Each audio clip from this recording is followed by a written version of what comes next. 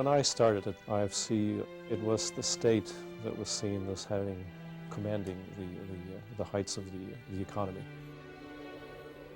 It was the state that not only built infrastructure projects in developing countries, it often built the factories, thinking that that was the best way to create jobs. It's fair to say that private enterprise at that time was, while tolerated in many countries, was sometimes viewed as a necessary evil.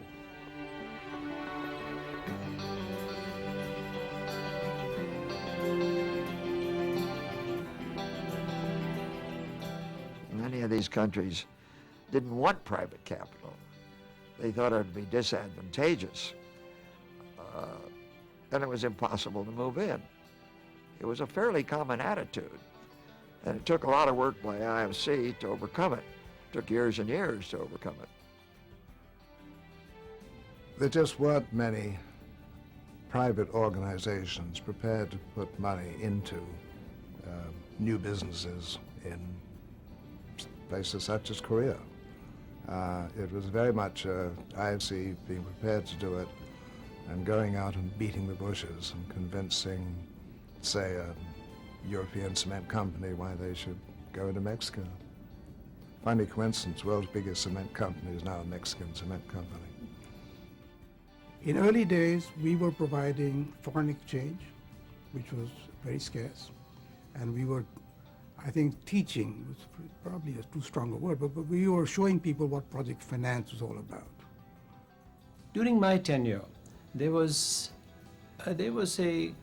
quite a controversy as to the role of the multinational corporations. Keep in mind that at that time, the Cold War was on, and the idea that the private sector could benefit all the people in a country was not very well recognized.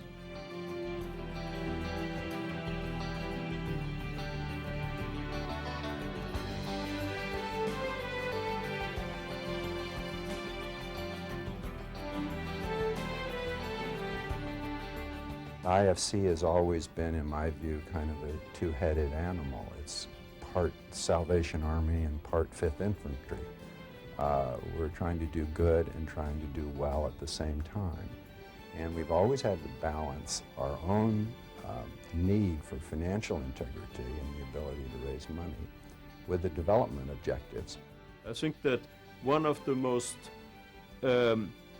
appreciated things that IFC is doing is to be there when where angels fear to tread, when other people are pulling back or don't want to get into a country.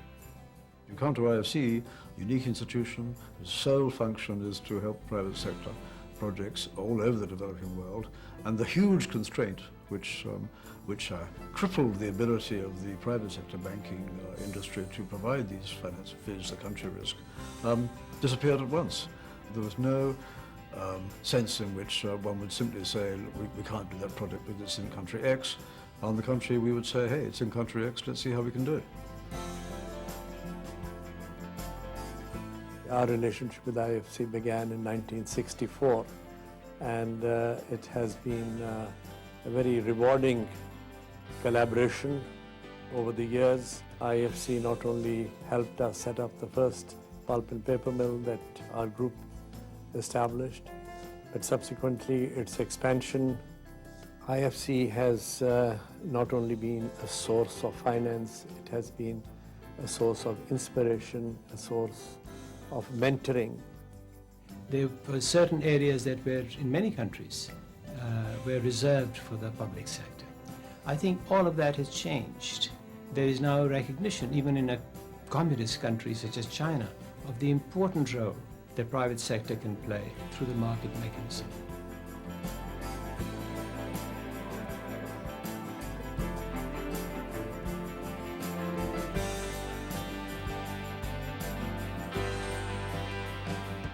There are companies that we started out with 40 years ago who are today still going. What we wanted to do was to help a company at the beginning of its period, get it going, and after that, look at how many people it's employing. I was surprised at how small it was. Small in numbers of people, relatively small in balance sheet.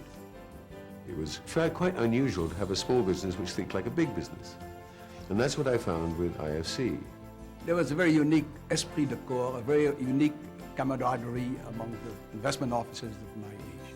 We truly enjoy our work and we truly believe in what we are doing. We have never looked at working at IFC as a job. We saw it as a privilege.